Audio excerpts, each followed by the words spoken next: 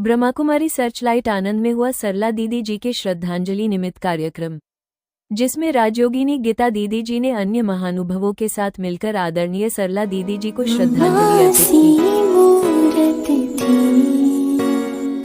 तुझे याद करे आज हर कोई, ओ प्यारी दीदी, महसूस होता है कि तू है कहीं न।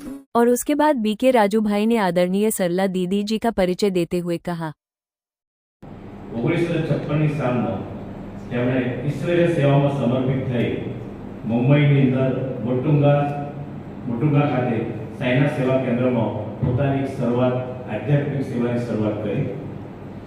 1960 થી 1967 સુધી તેઓ દાદી જાનકીજી સાથે ગુનામાં 6 વર્ષ સુધી આધ્યાત્મિક સેવામાં જોડાયા। 1965માં ગુજરાતમાં પ્રથમ સેવા કેન્દ્રની શરૂઆત પારડી ખાતે અમદાવાદમાં શરૂ કરવામાં આવી।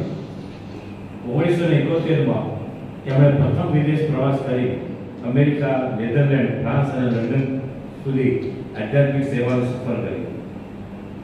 1972માં તેમણે ગુજરાતી જ્ઞાનામૃતની શરૂઆત કરી, જેના થકી આખા ગુજરાતની અંદર ગુજરાતી ભાષામાં આ અમારું જે મેગેઝિન છે એના દ્વારા જ્ઞાનનો પ્રવાહ તેમણે મેળવવાનું શરૂ કર્યું। और उसके बाद राजयोगिनी गीता दीदी के साथ साथ सभी महानुभावों ने सरला दीदी जी के श्रद्धांजलि निमित्त कुछ शब्द कहे।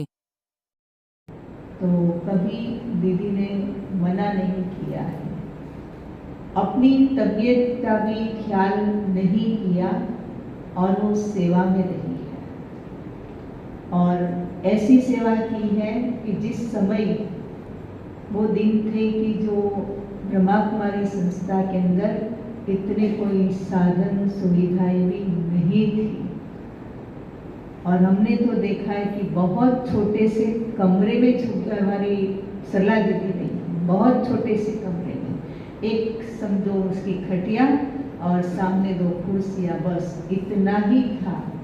ओम शांति। अपना दादी श्री राजयोगिनी सरला दीदी जी ने श्रद्धांजलि અને આજે જે બ્રહ્માકુમારી ગીતાબેને તેમની જીવન ચરિત્રની ઝાંખી કરાઈ એ સાંભળીને હું પણ ધન્ય થઈ ગઈ કે એમના જીવનમાંથી હું તો એમ કહું કે એક ટકો પણ જો હું લેવાની કોશિશ કરું તો બી બહુ સરસ છે અને લેવું જ જોઈએ। જિંદગીનો એ જ સાચો પડઘો છે દોસ્તો, જિંદગીનો એ જ સાચો પડઘો છે દોસ્તો। વ્યક્તિ હયાત ન હોય છતાં તેનું નામ બોલાયા કરે। સ્થૂળ દેહે સ્વર્ગસ્થ તથા હૃદયસ્થ સરલા દીદી આપણી વચ્ચે નથી, પણ છતાં આપણે એમની શ્રદ્ધાંજલિ અર્પવા, સ્મરણાંજલિ અર્પવા, ભાવાંજલિ અર્પવા, સ્નેહાંજલિ અર્પવા એકત્ર થયા છે। એ જ બતાવે છે કે તેઓ જીવન જીવી ગયા છે અને પ્રેરણાની શ્રદ્ધાંજલિ કાર્યક્રમ થયા છે ત્યારે મારા થોડા સંસ્મરણો આપને જણાવું। 20 વર્ષ પહેલા જ્યારે શિવાની દીદીનો પ્રોગ્રામ હતો અમદાવાદમાં, એ વખતે મારું લીવર પણ હતું, અમે બંને હતા, શિખા દીદી, શિવાની દીદી અને સરલા એક સાથે બેસી અને જમવાનો પ્રસંગ બનેલો અને તે વખતે જે ચર્ચા થયેલી સરલા દીદીની, ત્યારથી હંમેશા એમની સાથે મારો સ્નેહભાવ અતૂટ રહ્યો છે। મને તો બહુ પ્રેમ કરતા દીદી જાણે। फिर राजयोगिनी गीता दीदी जी ने बाबा को भोग स्वीकार कराया और कार्यक्रम की समाप्ति हुई।